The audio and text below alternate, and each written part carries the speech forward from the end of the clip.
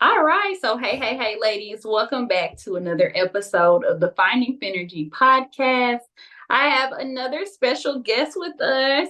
Her name is Stephanie Aycock. I'm super excited to have her on the show today. Stephanie is here to share her story of transformation and how she got where she is today.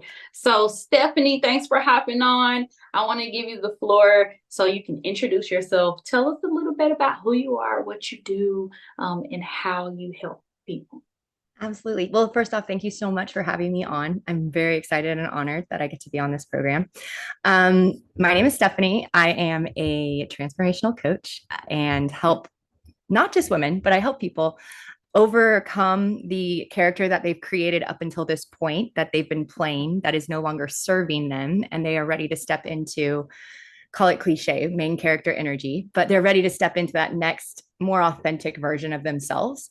And create a life they love. I work with artists and creatives. I work with other coaches and small businesses.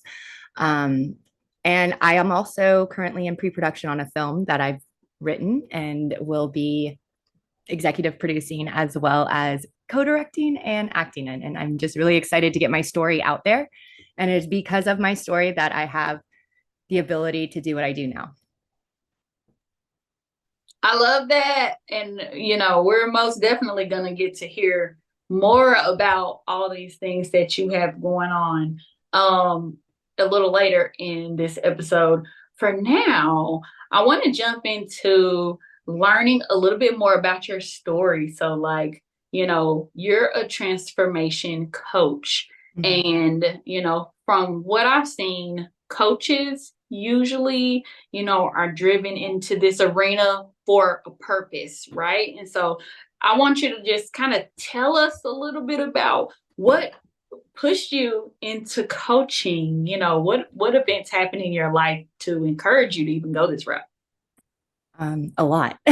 A lot of events happened in my life to encourage me to go this route. The main event was my father passed away by suicide when I was 15, almost 16.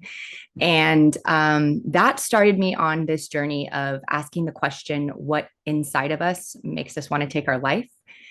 And that was the seed that started the screenplay that's now in a completed form and being pre-produced.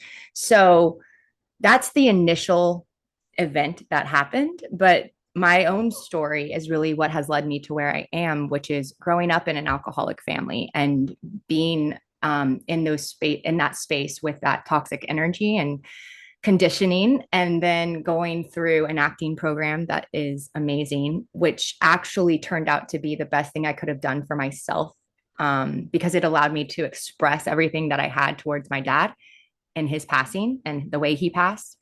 And so I had a huge healthy outlet of full expression and just full creativity to heal, while also battling with my own mental health issues. So I am a coach because I have overcome on the suicidal ideology, the eating disorder, the I wouldn't say I would identify anymore as manic depressive, which is bipolar. I would say I'm very much on a stable level right now without medication, which is I think a huge feat. And I really have gotten to go on this adventure of learning how the mind works and talks to you and holds you back. And because of my obsession with the mind, because I realized on my own journey, I had my own face with that event that my dad did. However, I chose opposite. I chose to live. I got to see my mind outside of myself, and I got to see all of those negative thoughts that I was hearing and believing as not me, as not true. And I was able to make a different choice. And that is what has led me on to tell my story through film, as well as help others learn how to dance with that negative voice in their head through coaching, because it never goes away. It's always there. And it's just about reframing and learning how to coexist with it and have it be on your side rather than listen to it and believe it. Man, I love what you said at the end. Dance with that negative voice. I wrote that down because Yeah. that's, I mean, gosh, that's phenomenal. I'm a mental health therapist, and I don't think I have ever put it to my clients that way, but I love that because the reality is like you said, you can't get rid of it. You We have can't. to learn how to cope with it and how to manage it on an everyday basis, how to like tell it to have a seat, right? Yes. Yes. And I love that. I love that. So just kind of diving deeper into your story. You said at 15, around 15 or 16, your father passed away from suicide. Can you talk a little bit more about that? Yeah. So what I didn't say is that 6 months before my father passed away, I was hospitalized. So I was hospitalized in November for suicidal ideology, depression, not being able to get out of the bed, scared of my own thoughts. And my parents were scared for me. They didn't know what to do. I was already on a heavy cocktail of medication. So they were separated at the time. And it was interesting to be in that space of I was in the hospital for what my dad ended up doing, which is 6 months after I got out of the hospital, my dad took his own life. And it was from his own battles with alcoholism and his own battles with addiction and his own mental health disorders.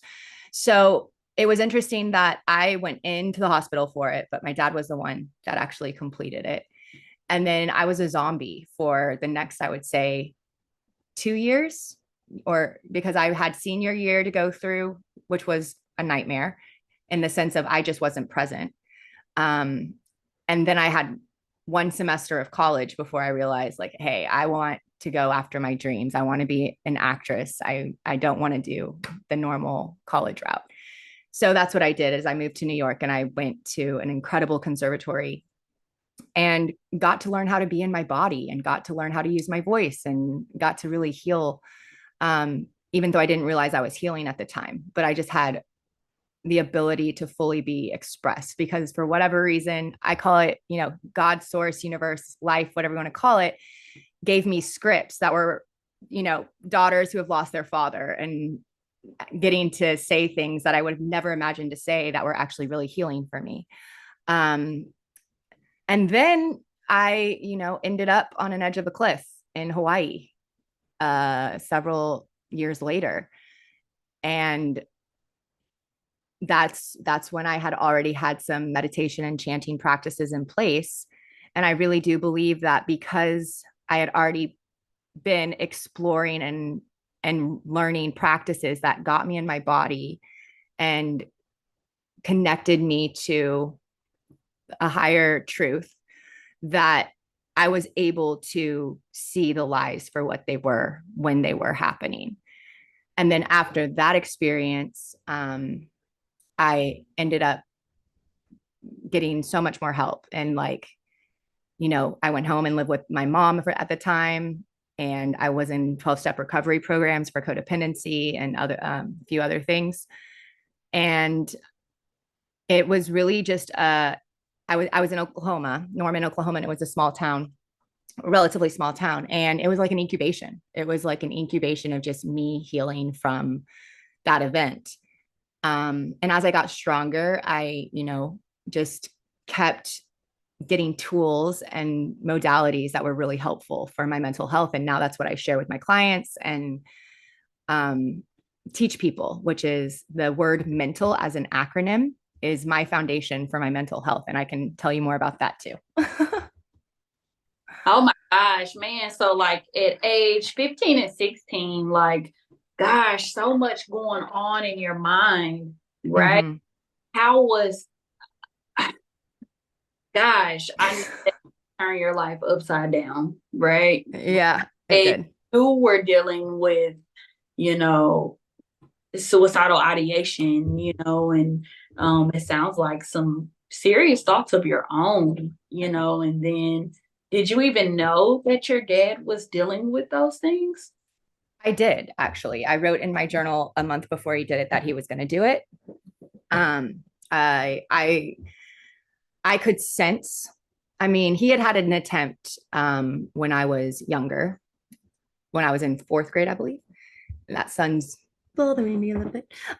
He had an attempt when I was in fourth grade and or third grade, actually. It was the day of the Oklahoma City bombing. Um, and so it's always kind of been an undercurrent that was subconsciously felt in my life of, he's an alcoholic, he's not okay. He would have bouts of sobriety, which was amazing. For the first 9 years of my life, he was sober, and then he fell off the wagon and was never fully able to get back on. But he would have years of sobriety and then, a lapse. But I knew that there was something really off. And he wasn't living with us at the time. He had started to really isolate himself. And I think that was the key factor, was once he fully isolated himself from everyone, that his thoughts consumed him and fully took him. Wow. So, I know that like going through that at any age is difficult, but 15, 16, how do you feel like, that, how did that change your life? Like, you talk about some of the things you did after, but how did it change my life? Well, he did it the week of SATs and APs. So it changed my life in the sense that I had an idea of where I wanted to go to school. I wanted to go to NYU. I wanted to go to USC. I wanted to go to, those kind of schools, and really was ready for it and wanted to prepare for it. But I was not able to function the week of the SATs. I took the SATs, but I think I missed like half of my AP classes or AP tests. It changed my life in the sense of just how I relationships with significant others. I've never let someone take that spot.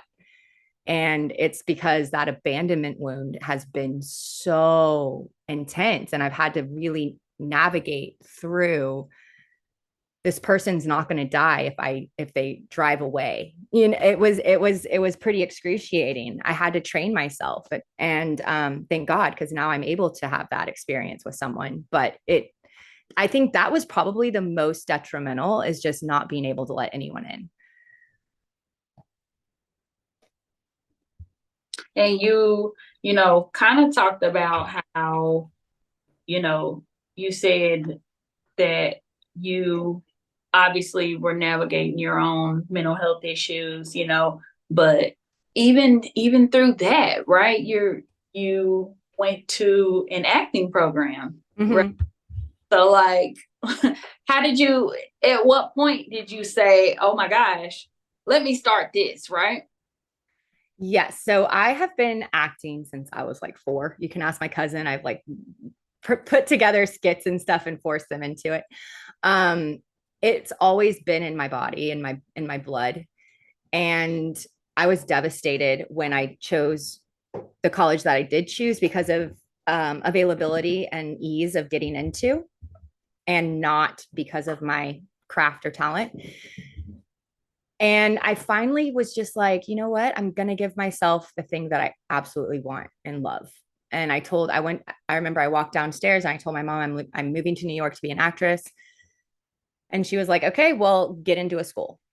So I spent that next, I guess, month really getting ready to audition to go into a school. So it was really just not giving up on a dream. And even though it's had its own turns and things, I've gotten to hold on to that, because it's still in my life, and on a different, much bigger scale than I could ever imagine now. Wow. So it's almost kind of like you were basically like, oh my gosh, I'm tired. Like, I want something different. And your different was pursuing your dream. Yeah, absolutely. And I think that's kind of where I keep going. It's, people talk to me about the fact that I really trust my heart, and I really listen to that inner voice, even if it doesn't make sense. Because I never gone with the grain. I've never gone to the beat of someone else's drum. And for me, it's really about just trusting where I'm led and trusting the heart. And for whatever reason, it led me to New York, where I got to really, so I got to heal so much, and I got to do what I love. And where are you from again? I currently live in Houston, Texas. Okay. Yeah. And it's the sun's going down and it just hit the screen. No, it's okay. It's okay. So, okay, when you were younger, Mhm. did you grow up in Texas? So I grew up in Houston. I did. Yeah, okay. So you're like from Houston to Yep. New York City. Yes. Oh, what was that transition like? It was harder coming back. It was easy going because I was running away. So it was easy going. It's kind of the normal transition for most people my age when you're, 18 and you're going to college. Everything's going to be new no matter what. So I just, ran to New York, and I wouldn't say I had a normal college experience by any means, because it definitely was not that. But it was my understanding of the first 10 years of my adult life. And so when I came back to Houston, or back to Oklahoma, where my mom was at the time, it was a shock to the nervous system of like, oh, wow, this is a lot slower. Like, all my friends have like, are married and have babies. Like, I think that was the biggest shock, is like, I came back and I'm in my 30s, and people are married and have kids. And in New York, you're single for a really long time. So that was the lifestyle shock. So before Oklahoma, I went New York, and then I went to Hawaii. So Hawaii was like the detox from New York. Hawaii was so slow, so much nature, just like the most amazing thing I could give myself unintentionally, to have a full reset from New York, because I had no idea that my nervous system was so jacked up. It was like survivor mode, just go, go, go, rat race, caffeine, like you're just pumping, you don't have time to stop and breathe. So when I, after New York, went to Hawaii and worked on an organic farm for a while, I was just like the best detox. And I couldn't go back to New York after that.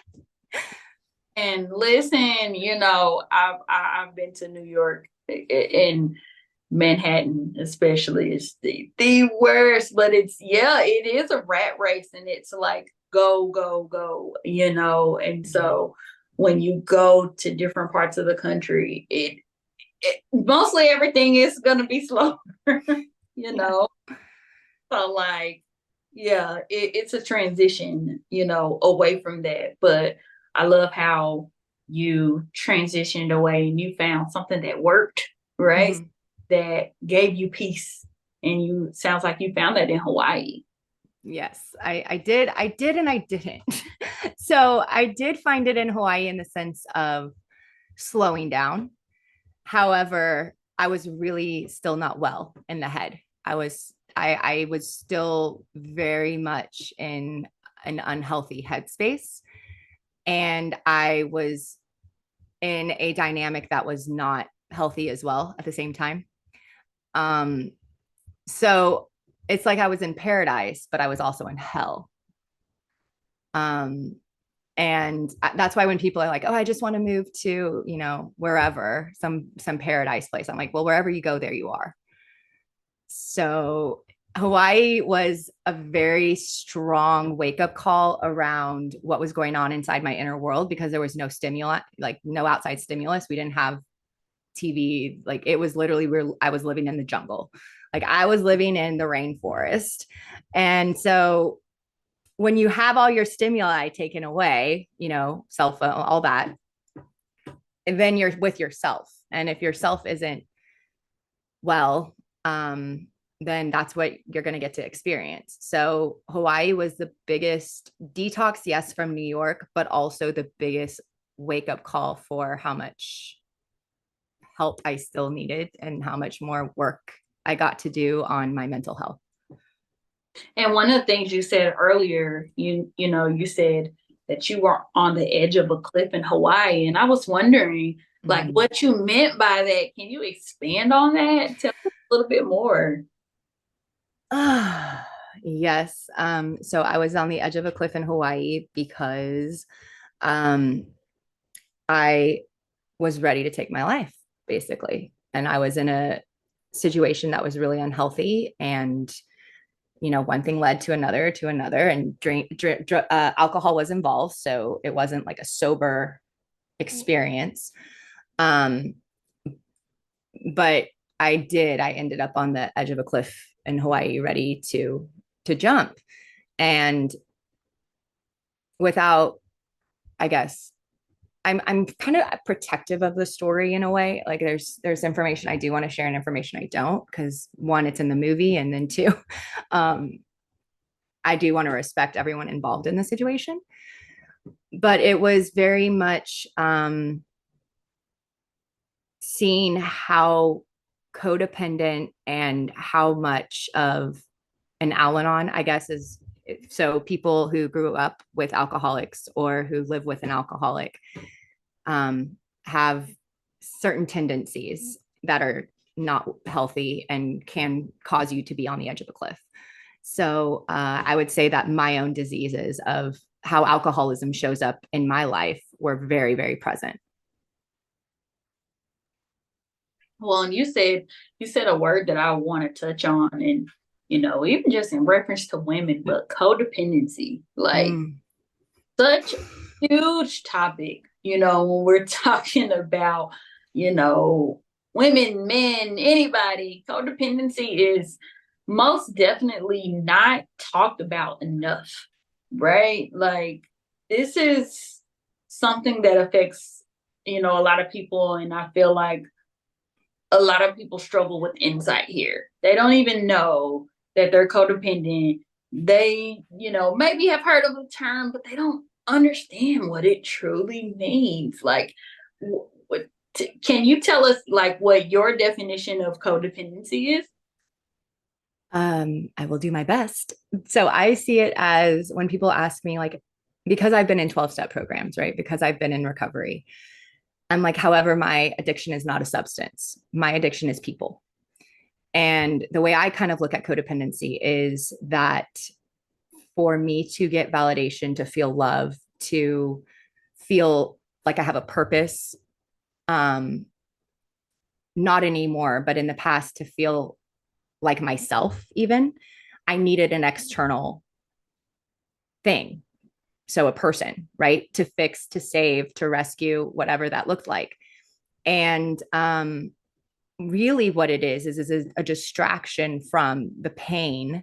Because if I'm focused on someone else and critiquing their life or whatever that looked like at the time, thinking I could help them, I take the focus off myself, and therefore I don't have to actually face what's going on in my world, my inner world, my own self-worth, my own, the things. So I actually look at codependency as my drug as a human.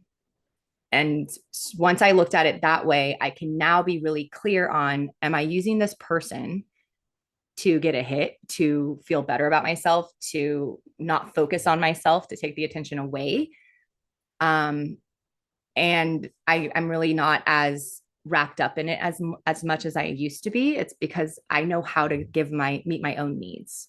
I know how to fill my own cup. I know how to resource myself and my own love. So that codependency is a lot less. It's still very much there for some things, but it's a work in progress. I mean, to be honest, Stephanie, we all have a degree of codependency, right? I love the definition that you gave, because I feel like it's spot on, right? When for the most part, we can't validate ourselves, and so we seek validation from others, and we find ourselves codependent, right? We find ourselves dependent on that validation, and when we don't get it from others, it's a problem, and it affects us in so many ways. Like, and again, this is so important for people to gain awareness to, because you can't change what you don't have insight to. And there are so many people, and hopefully a woman listening to this podcast can say, oh my gosh, I had no idea, you know, Mm, that's what we want. Like, I can't speak for you, Stephanie. You probably the same, but like, I know that that's what you want women to kind of gain that same eureka moment, right? absolutely. And I think a really tale of codependency, especially in addictive dynamics, meaning your partner's an alcoholic or you grew up with an alcoholic family, is that when you're trying to control the alcoholic, you actually look crazier.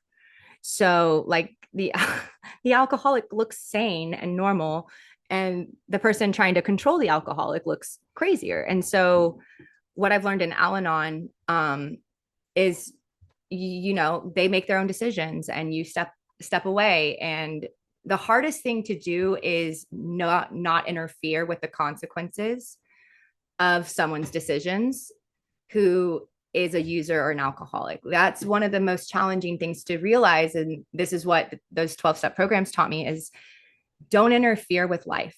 Like, don't interfere with God's plan, in the sense of the best thing you can let someone do is hit their rock bottom. And sometimes it sucks that rock bottom isn't always they're still alive, but that's not anything you can control. But the best thing you can let someone do is hit their rock bottom so that they make the choice to get help. Absolutely.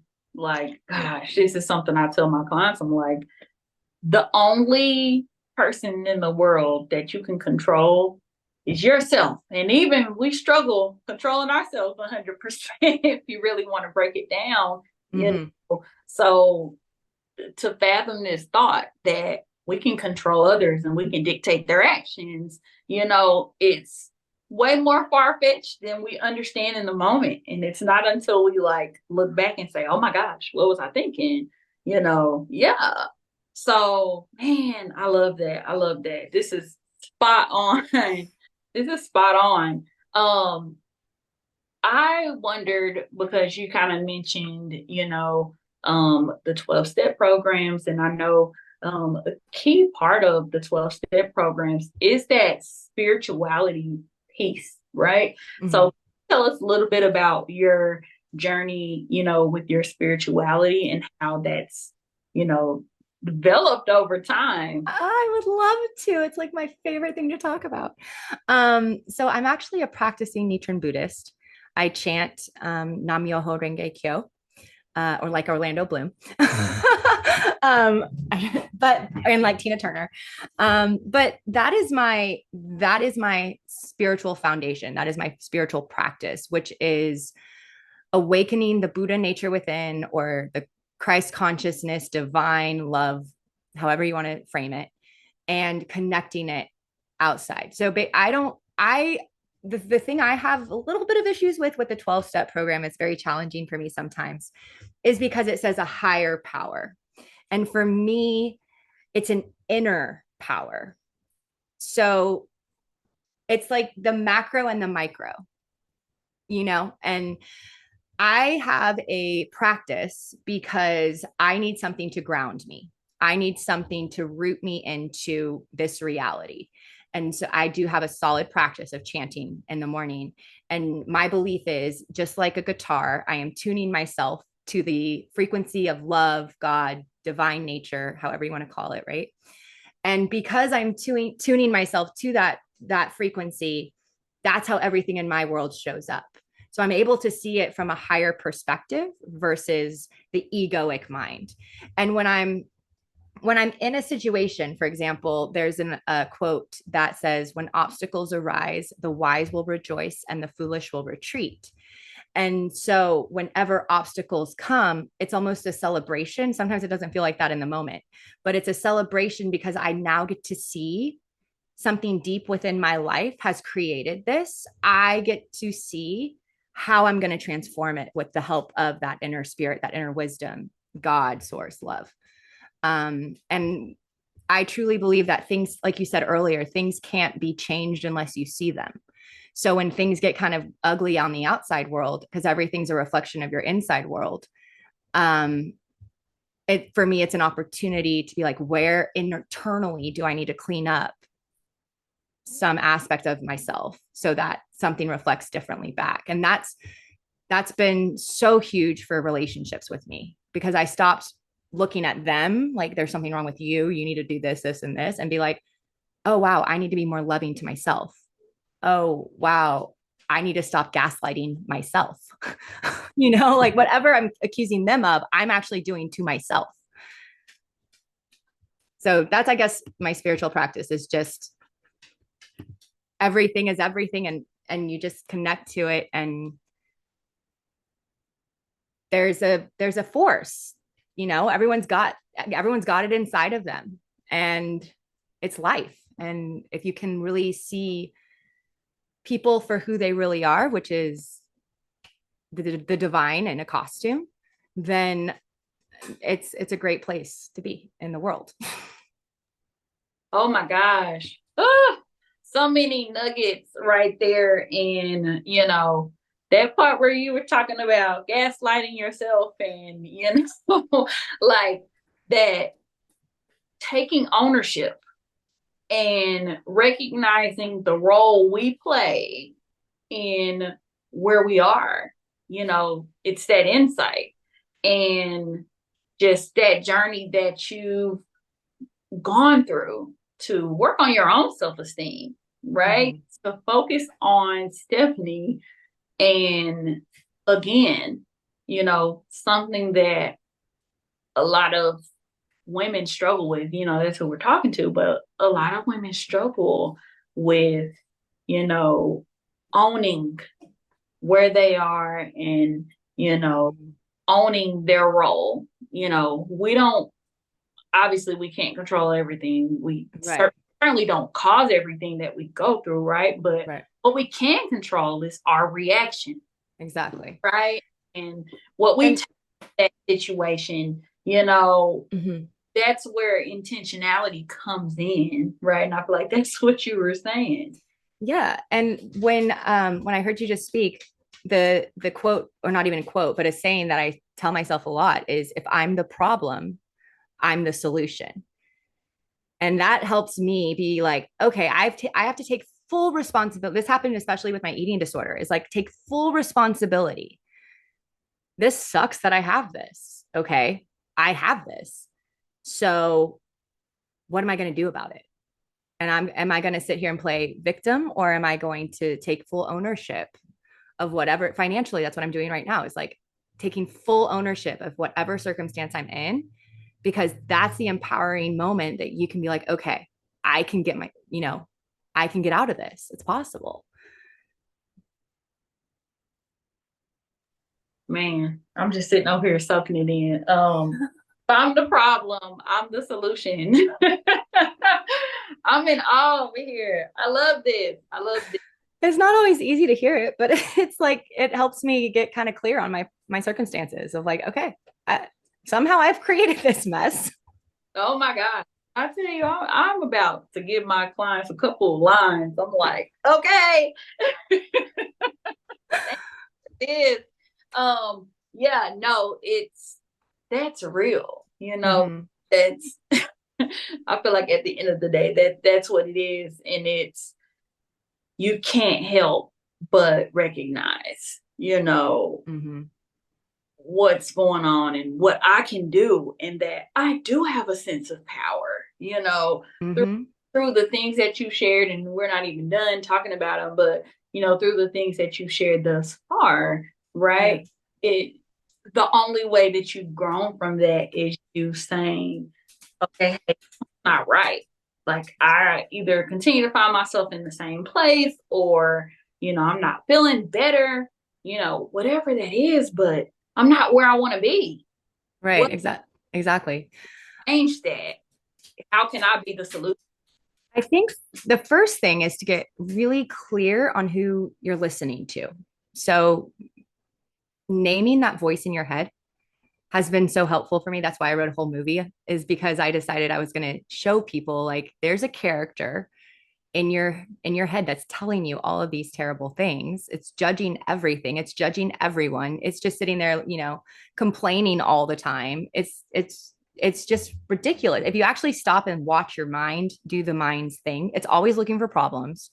It's always looking for evidence that something's wrong, because it's doing its job. It's meant to keep you safe. And so it's trying to protect you. And so what I believe the first tool is to start learning to witness your mind and give yourself practices where you actually witness the mind. And one of the best things to do is give it a name. Mine is Razum, because then I'm like, oh, that's, Razum talking. And that's what my film is ultimately going to teach people in a fun way, is like, oh, that character was so ridiculous. Wait, my mind's saying the same things that character was saying, that don't have to listen to it. I would say that's the first thing to really do. And then the second thing is understanding that we are nervous systems walking around on this planet. And our nervous systems are attuned to what we're comfortable with and what we're used to. And what's really sad that I got to learn and experience is that because I grew up in an alcoholic family, my nervous system is so accustomed to and used to utter chaos, always chaos. So if there's not chaos happening on the outside world, I'll create it internally through my thoughts. And the way it showed up originally was the outside world. It was, crazy circumstances with jobs, always being wild with my schedule, just a lot of instability, because that's what I was used to. But once I started to really get clear on the fact that my nervous system wasn't used to safety, I started working on, okay, how can I start feeling safe in my body? And the first thing was like, where can I create stability in my life? Because it's almost like I was so adverse to stability because of how I grew up. It's not familiar. So I would say calling it out, naming it, and then finding safety within the body. Man, definitely. I mean, tools for everybody listening and everybody watching, because this stuff is real. Like, mm-hmm. Why I love conversations like this, just where women can see, like, just know this stuff today doesn't mean you always have known this stuff, right? No, not at all. Not at all. Hearing, about where you come from, we still got a couple things to talk about, but we've been learning about where you come from and how you transcended through this journey, but like, even, midway through this episode, we can see how far you've come, which is amazing. I love this. Something that you kind of mentioned a few minutes ago, you talked about, an eating disorder. Tell us a little bit about that journey. Wow. So it started when I was 14. So it started when everything pretty much started. And it was just a really self-loathing and anger turned inwards. And it was an act of control. So I was never able to be fully anorexic. That was not something I was successful at. But I was successful at binging and purging. And so it was a sense of violence, because it's a very violent act to make yourself vomit, or, diuretics, however people got rid of it. But basically it was self-violence and then anger turned inward. And it was because I had such a clear sense of that roller coaster that I was actually in control of this roller coaster. So I was in control of the self-loathing, binge. And now we're going to purge, kind of get a high from the purge because there's a release. And then there's the shame spiral. And so that was 15 years of my life. And it goes back to everything is on the outside. If I just get skinny, then people will love me. If I just, whatever. I was also in the acting world, so it was common. And the way that I got through that, because for me, it started to show up. I stopped purging way before I stopped binging. So I stopped purging several years before. and then the binging would still happen. But I was in these programs where you're counting points or you're counting calories or you're counting, it just all was such an obsession that I couldn't think of anything else throughout my day except that. And I thought I was okay. I thought that was like healthy. I didn't have any idea that that was not true. I wasn't able to be present with life because I was fully consumed with what I was eating and all of the things that came with that. So for me, I made the determination that I refuse to go into my 30s with an eating disorder. I'm like, I'm done. I'm so over this. It's exhausting. I've been doing it since I'm 14. And I made the determination. I meditated and prayed over it for 3 months. That I realized I had to have a healthy relationship with my body and my food. And the way that I got to that realization was, okay, the energy that makes the grass grow, the energy that makes the trees grow is the same energy, the same intelligence that runs my body. And that intelligence, God, love, life force, whatever you want to call it, wants me to be happy, healthy, and fit, because that's the only way I can be of service in this world, in a sense, right now. And it's how I saw it. So I really tuned into learning how to listen to my body. When am I hungry? When am I not? That was a journey within itself because I was so out of touch with my own body's sensations. And then sitting with the discomfort of not binging was excruciating. I had to sit on my hands and be like, this too will pass. What am I feeling? I had to feel everything that I was not wanting to feel. So it was a journey of getting real with myself, letting myself feel the things I didn't want to feel, sit in the discomfort, trust that there is an intelligence that's running me that wants me to be healthy, happy, and fit. And it knows what to eat and when to stop and how to move. I stopped giving myself an exercise plan. It was just like, how do you want to move today? And because my intention was to change the relationship with my body and the relationship with my food, it eventually became my reality. Wow. So did you do that completely on your own, or did you seek any kind of treatment for eating disorder? For my eating disorder, I did on my own. Wow. Yeah, I did. I was fed up. I was sick and tired of being sick and tired, because an eating disorder is the same thing as an addiction. So I'd been in enough open AA meetings and recovery programs to see it that way and being like, okay, I have the tools. And it was really about calling the mind out, which is what we talked about in the first step is to start really witnessing the mind and being like, oh, wow, that's an interesting thought. Am I hungry right now? Or is there something else going on? Wow. That is amazing. That's huge. You know, a lot of clients, that's very hard to do, to pull yourself back, right? Obviously you had a skill set, right? You're like, it's time to use that skill set. You're like, I'm tired, right? Which I feel like is a big, that's what we're talking about. We're talking about motivators for change, right? You had that internal motivation, that undeniable internal motivation that was just like, enough is enough. Right? And difficult, still push through. And something I also did, which is I actually am doing it right now because I'm trying to stop drinking. Well, I'm not trying. I stopped drinking Diet Coke, and I'm noticing there's certain addictive behaviors that are very present in that as well.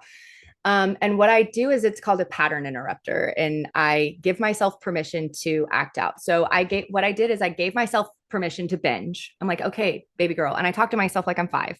Okay, baby girl, you can totally binge. I see you wanting to binge. You can totally binge. However, you got to clean up your room first, or you got to make your bed first, I gave myself a task first, and then I'll check back and see if that's still there. So I just kept prolonging it. I just kept being like, okay, you have total permission to do it. I get it. I see you. you want to act out whatever that looks like. We got to do this first and then you can. We got to do this first and then we can. And it just becomes this like pushing it back, pushing it back, pushing it back until there's no more power. Absolutely. That delayed gratification, huh? Yes. And Yeah, giving yourself permission. absolutely. Wow. Okay.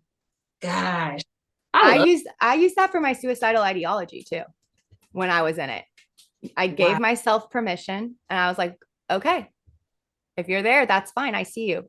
I hear you. But we're going to do this first. We're going to call a friend first. We're Yeah. going to we're going to go on a walk first.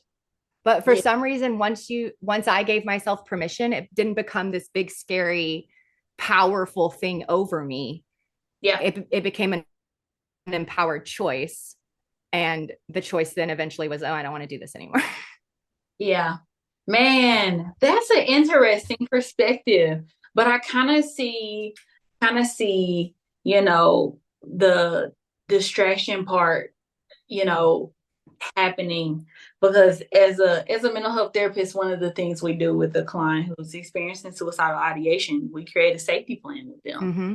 Oh, and your safety plan gives you steps and things that you can do, in Mm-hmm. the moment, right? Yeah, And obviously, the point of it is to provide distraction, right? exactly. And Uh-huh. hope that maybe that distraction, can soothe these thoughts or relieve them a little bit and just, you know, take your mind and focus off of you in the moment and where you are right now. So, Exactly. and I love that. I love that.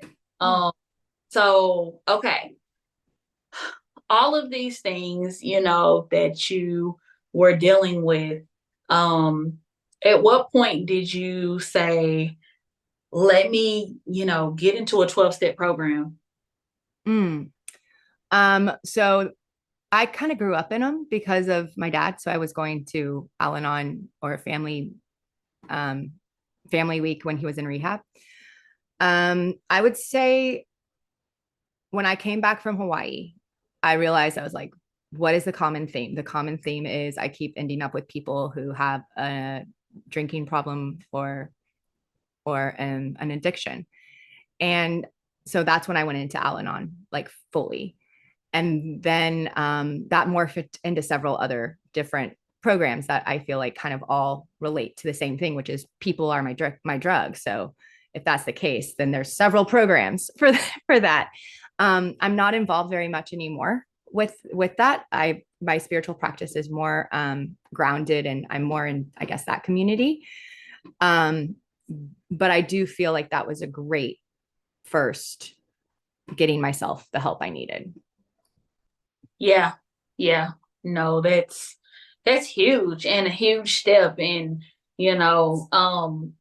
I was doing some work with a client and I discovered that there was like codependent anonymous. Yeah, Yeah. Coda. Yeah, I was like, what? There's an anonymous for everything. Like, yeah, you know? there really is. Yeah, yeah. But they all employ pretty much, the same principles, the 12-step program. And, Yeah. The thing I took away from it the most is that the only way out of addiction is to allow life to be on life's terms and to be present. And I think that's the only way out of addiction is to get in presence, which is connected to source, which is connected to love, God, higher power, that. And so that was like the common theme that I saw was if you're in addiction, then you're trying to escape whatever reality is actually happening. And so the way out of it is through connection, one, and letting life live beyond life's terms. and you got me thinking over here. And I've heard, 12 steps. I can't recite them back and forth, but step number one, Stephanie, um, isn't it has to do with acceptance, right? Mm-hmm. Yeah, Yeah, accepting you need help exactly. and asking a higher power or inner power to step in. And the way that I had to kind of rephrase that for myself because of my own practice was the highest version of myself, the inner wisdom, the not the ego, not the addict, not that personality, but the thing that I go back to, the intelligence that runs my body is the higher source for me. Yeah. I love it.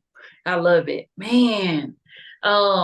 So good, so good. So basically, from your participation, through Al-Anon, and other 12-step programs, you learned this skill set, right? And we often see that sometimes there are things we know, we don't always do what we know. Right. Sometimes it sits dormant in there. Sometimes we push it to the back of our mind knowingly. Sometimes we push it back there unknowingly. Sometimes it's at the front of our mind and we use it in our everyday. So even your story is a great demonstration on, hey, I had these skills and at different periods of my life, I employed these different skills. And honestly, that's all of our story. Right. And I think of a saying people say. They're like, they say, if you know better, you do better. But that's not always the case. And it's so true. It's so true. And I talked about it earlier, the tool mental. So the word mental, each letter actually is a tool. And it's super basic. And I'll share it with you guys. M is make your bed and meditate. E is exercise and express yourself. N, I'm like, N is nature and nutrition. T is togetherness, community. A is ask for help. And L is laughter. And that has been my foundation since getting off of medication. So that's been my foundation of how I keep my mental health pretty, I would say, solid, is because I follow that. If I just have that and I do my best to hit one of those every single day or multiple of those, like all of them is goal, but at least 4 or 3, I'm doing a really great job of taking care of myself. Wow. Okay. And one last thing I want to talk about before we shift to you now. Okay. You also talked about your journey, your mental health journey. And I know it started young, but you shared that, you've come to a point where you're like no longer on medication, yes, that's huge, right? Yes. Do you feel comfortable sharing more, about kind of what you were struggling with, and what that journey looked like for you to come off of the. Yeah, people don't tell you that coming off of the medication is not fun. I was on a cocktail of pills. So I was prescribed pills when I was 14. I was on a cocktail because they could never necessarily get that special dosage that was going to make everything magical and happen, and me happy. This was also during the time of like Prozac Nation. So in the early 90s or not early 90s, mid 90s and early 2000s is when I was in that process. So they've gotten so much better now. So I want to give the credit where credit is due. But when I was on them, it was a hot mess. And so I had tools in place because of acting, of learning how to be present. And then I went to an acting program in Bali. And it was in that program that I just really heard my inner guidance, my wisdom being like, you don't need to be on these anymore. You're going to be okay. And so I trusted that because there was no fear around it. And I think if there was fear around it, then I might have made a different choice. But there was just like this deep knowing that I was going to be okay if I got off these meds. And I had tried several times before to get off of them, and I was not okay because I wasn't doing it the right way. I didn't do it the right way at all. I didn't have the systems in place that I do now to be able to stay off of them. So I went back to New York after Bali, and I called my doctor and I was like, I want to let you know I'm ready to get off my medication. He's like, absolutely not. And I was like, I really would like support around this because I want to do it the right way. And I really feel like it's okay for me to come off. And he's like, with your history and your dad and all that, I really just don't advise you. And I said, well, how about we put it on the table that if I feel at any time I need to go back on them, it's not a question. He's like, okay. So we started the process, and it took from like end of April to September of just cutting back, doing it the right way with the doctor the whole time. If I started to have bad symptoms, we would go back to where we were. It was not this me thinking that I'm going to be just able to get off all my medication in one day. And it was a lot of uncomfortable feelings. I was learning how to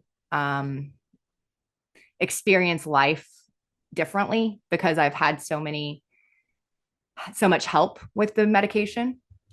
I had to relearn how to experience life. And there is a part of me that feels like I got a little stunted. I'm not going to lie. Like they say people kind of get stunted when they start using drugs. And I see this kind of as I was drugged. So I feel like sometimes I'm a decade behind just developmentally in certain areas of my life. But it was very much with a doctor. And I've been off of it now since 2010.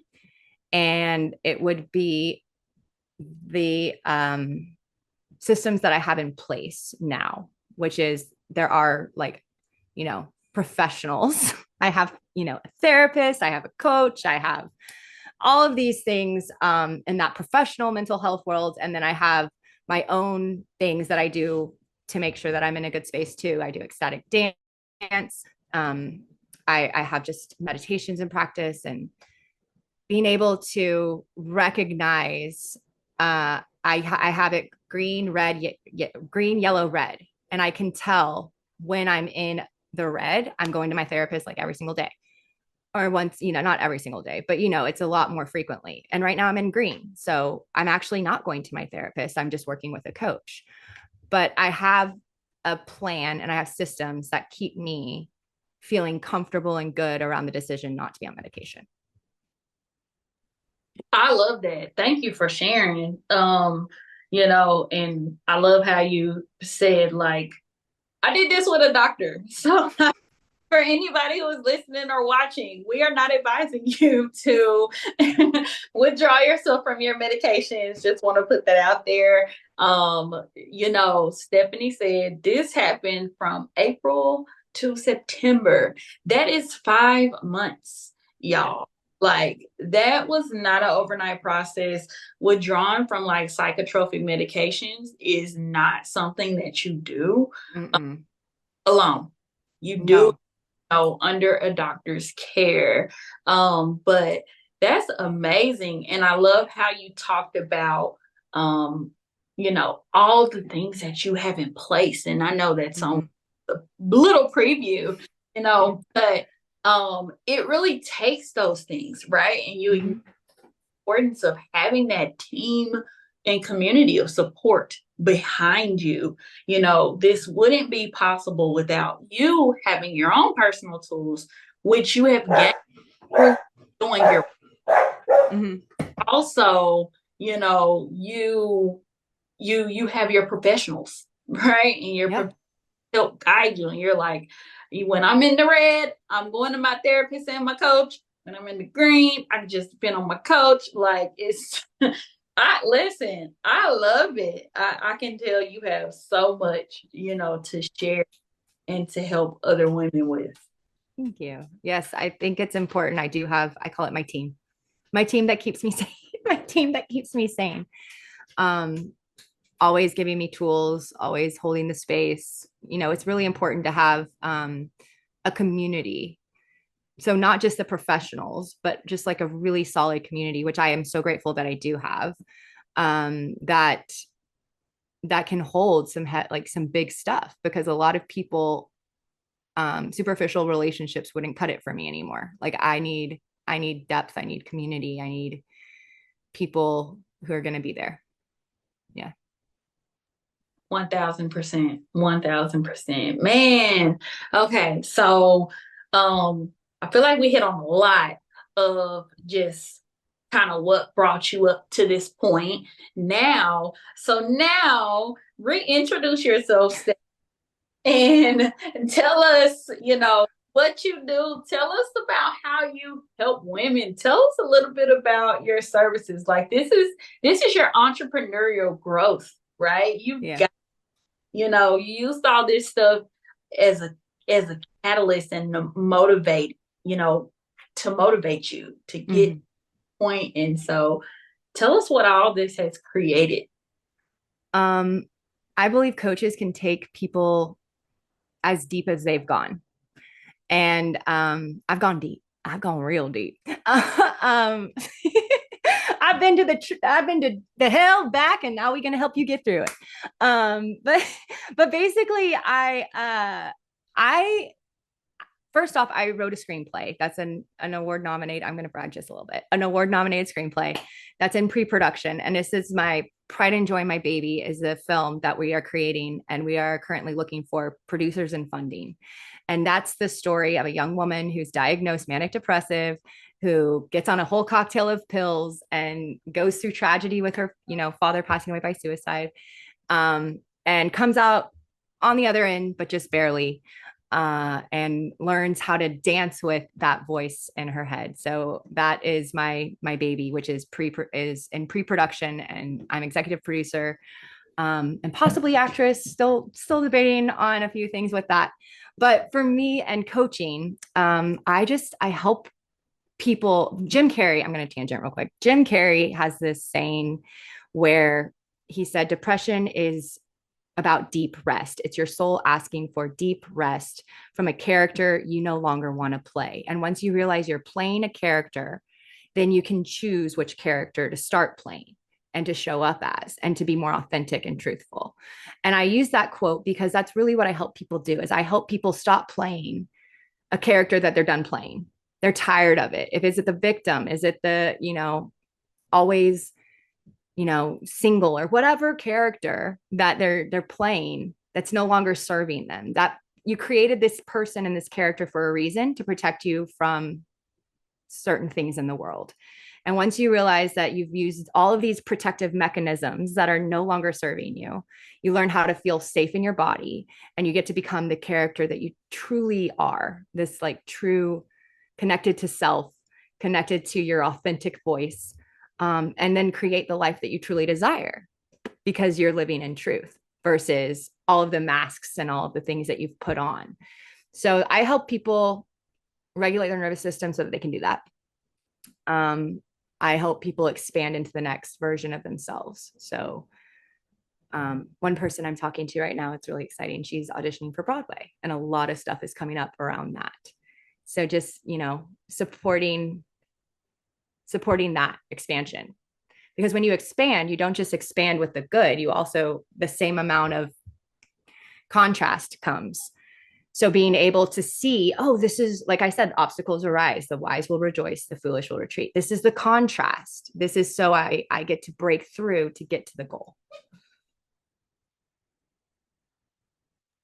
Wow. I love that. Oh, the deep rest part. Oh, I love that. Thank Jim Carrey. Yes, thank you, Jim Carrey. I'm getting so many nuggets tonight. So with the movie, like this whole conversation has me pumped up and yay about this movie. Like I would totally watch it. I can't wait for it to come out. Like I can't either. So you can tell me like, okay, here's where you come see this, because it really sounds like it's, gonna tell a story that a lot of people relate to, right? Yeah. So I'll tell you the mission of the film. My mission is that this is what I have in my head. So I see a father, a husband, an alcoholic, going to the theater for whatever reason and decides to watch this film. And while he's watching this film, he's getting to really witness his journey if he doesn't get help, right? Because there is someone who passes away by suicide. And then also the possibility of if he does. And so because that character, Razum, which is what I call the mind in my life, but in the film, it's the director in the theater of the mind, which is think of all Jim Carrey's characters rolled into one and thrown into the theater of the mind. He gets to start seeing that character and start hearing that character and it not be him. So after the film, he goes home and tells his wife, I have a problem. I need help. And he's able to get the help that he needs so that he's actually there for his little girl in the end. And I know that it has already been doing the work because it was a play first. It was a staged play. And one of the audience members texted me and was like, I saw Razum. I was like, what do you mean? She's like, I was going down into the garage to use, I'd been, 4 years sober. She had everything set up to use drugs. And she's like, I saw it and I chose not to do it. And I threw everything away. And I'm still sober to this day because of that play reading. And I was like, that's what it's supposed to do. It's already doing its job and it's not even a film yet, but it's really going to allow people to understand mental illness, to have compassion if they don't have it, and then also give everyone the tool of how to witness the mind. Man, okay. Yes, I love that. I love that. I'm like, where can I watch it? It definitely needs to come on now because, like, yeah, I will like get off of here and go watch it right now if it was. Right. We're in the funding phase. So if anyone wants to donate, that will be in the show notes as well. I got you. I will drop that link. Sure. I'm all about spreading awareness and, like I love this conversation and just, how authentic, you've been in sharing your story. I say this, when you can share your story, and you can speak about it without shame, right? Even those most difficult parts of your story, that truly highlights your growth. That is not something that everyone can do. As a matter of fact, most people find it very difficult, to go back into, to what some people feel like is reliving those parts of their life by telling those stories and sharing details. This isn't how a lot of people are. So like, I just wanted to let you know that, as well as the people that are like listening and watching, Stephanie has done her work. Like I Oh my gosh. Yeah. Well, I have vulnerability hangovers every time I've shared to what I feel is too much. So after the stage play reading, everyone basically just saw like my trauma. And it was the same with the screenplay as well, with the Zoom calls and stuff. I've realized though that I've got to get out of my own way because it's not about me. It's a universal story, and that me letting myself feel uncomfortable is worth helping so many people possibly. I mean, my goal is to lower the rate of suicide. My goal is to lower the rate of addiction. And I know that's a lofty goal for one person, but honestly, sharing your story is the way to do it. And so if anyone out there has a story, write it down. And it might be cringy to read it because it was cringy for me of being like, oh my gosh, that's me. Like the character is like, oh my gosh, because I'm so far removed from her. I was like, she was a little crazy, not gonna lie. Like there's some truth to some things. But it's really about knowing that you have medicine for people. And if you're able to share your story, one, I've noticed that by speaking about it, the shame goes away. And shame is I would say one of the, besides loneliness, shame and loneliness are the biggest parts of completion of suicide.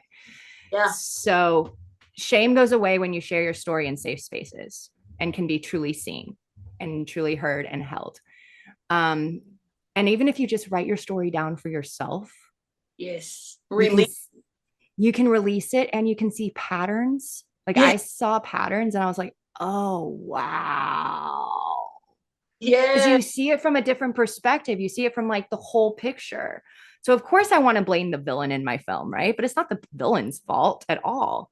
So I would say if you can write your story, do it and share it. And I don't know what I'm doing. Don't tell anyone, but I'm just doing it. Right. Yeah. Like I'm literally just doing it. I might have some, connections and knowledge because I'm in the industry, but it's basically like, just take the action. Man, I love that. And I want you to tell everybody how to get in contact with you, but I want to say this one thing because you said something really important right there. Writing. I talk to my clients about this all the time, and something I tell them is, journal, vent, right? You can either journal with writing.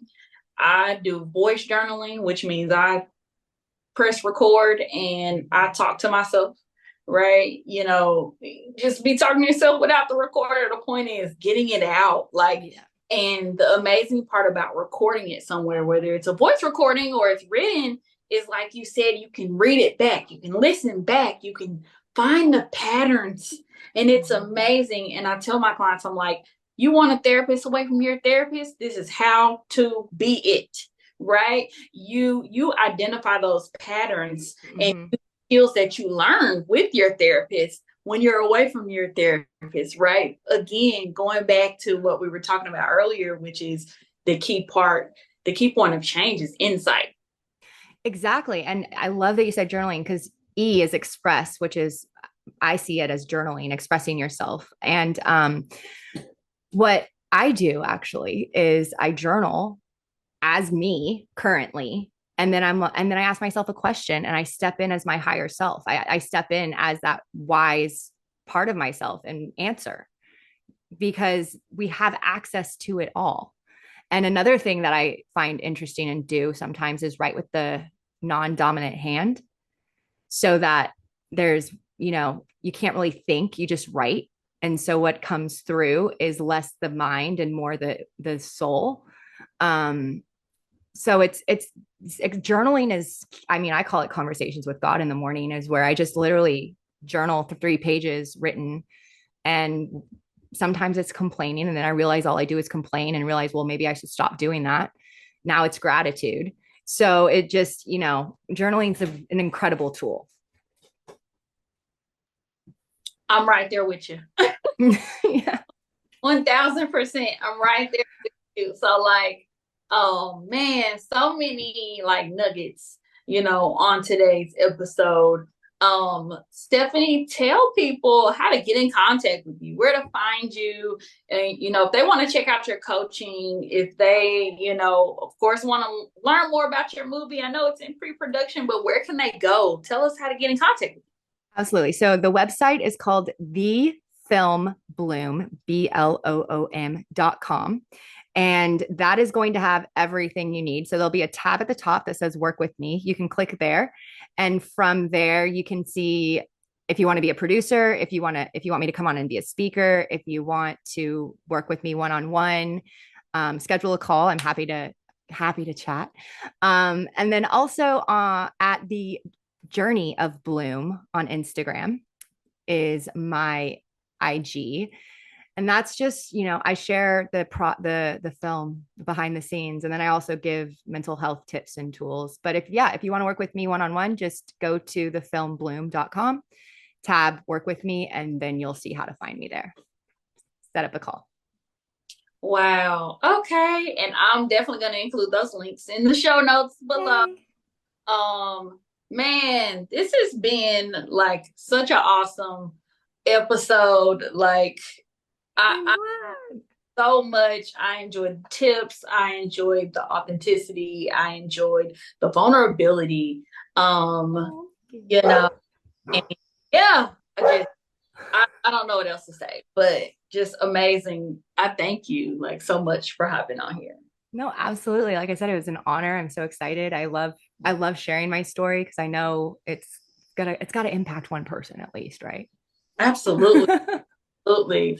So before we hop off of here, I want to tell everybody a little bit about what I have to offer. Yay! I don't want to steal Stephanie's shine, but here's one thing that I noticed. And it's a common theme just throughout women's stories is that we all seek community, right? Like Stephanie, in your story, you found community in so many ways, right? Whether it was through college, through Al-Anon, through other 12-step programs, through, just so many ways of you searching for community. And I feel like sometimes you got it, sometimes you kind of felt like you didn't have it. And then kind of, a few minutes ago, you talked about how community is important and it's a key part, of your daily, tools that you use, to maintain this lifestyle that you're living. And so I believe in that. Like, I'm all about women empowerment. I'm all about community.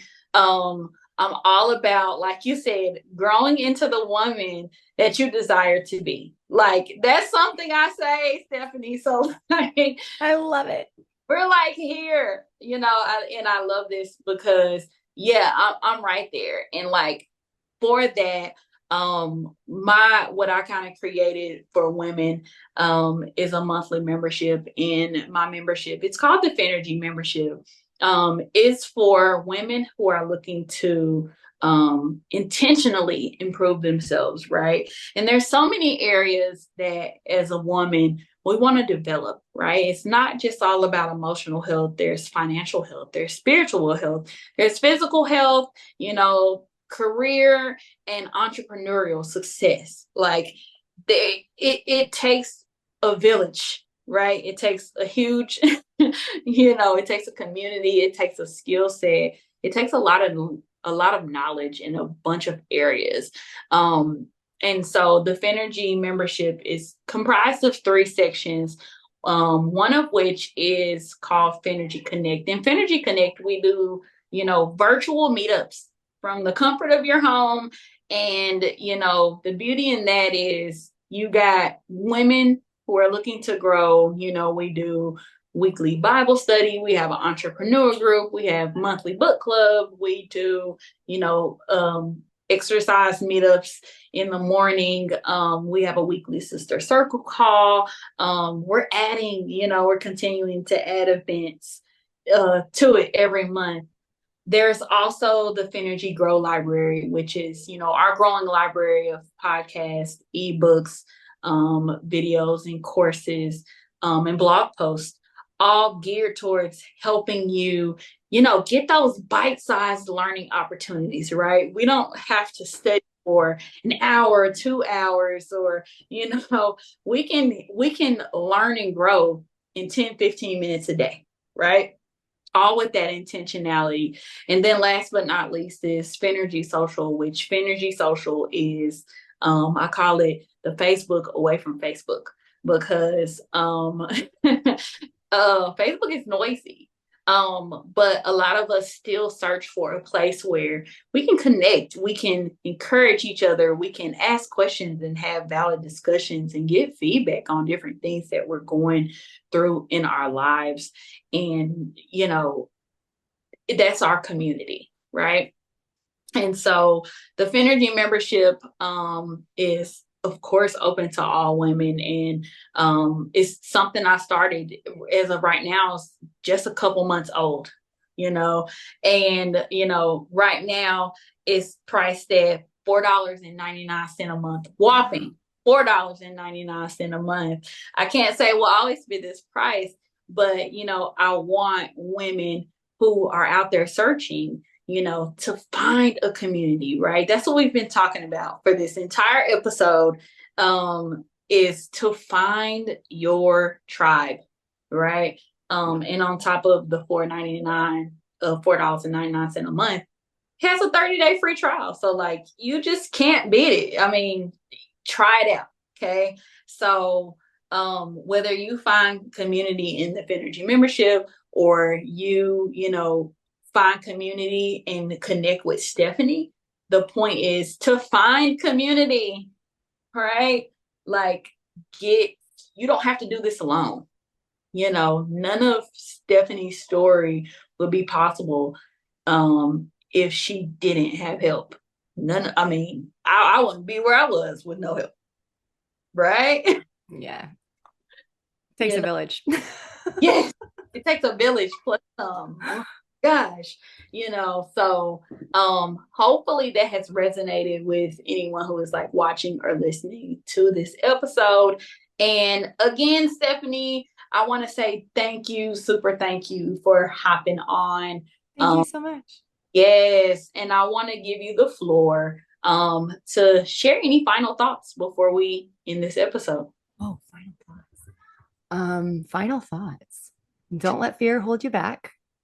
If there's something on your heart, for me, the film feels like the arc, and like I've been given the directions like piece by piece, knowing that I'm building this thing. Build it and they will come, and never give up, because I've been working on this for 13 years. I love it. I love it. And there's purpose behind those 13 years. Gosh, I love it. Well, thank you. Thank If you. you have gotten this far in the podcast, I thank you for watching and just staying here to hear, this amazing story. Like, comment, subscribe. There's so many other women's stories that we plan on sharing on this podcast. And, we can learn something from each and every guest that we have on this show. I most certainly have learned a lot tonight. Yeah. So, everybody on the next episode. Bye. Bye.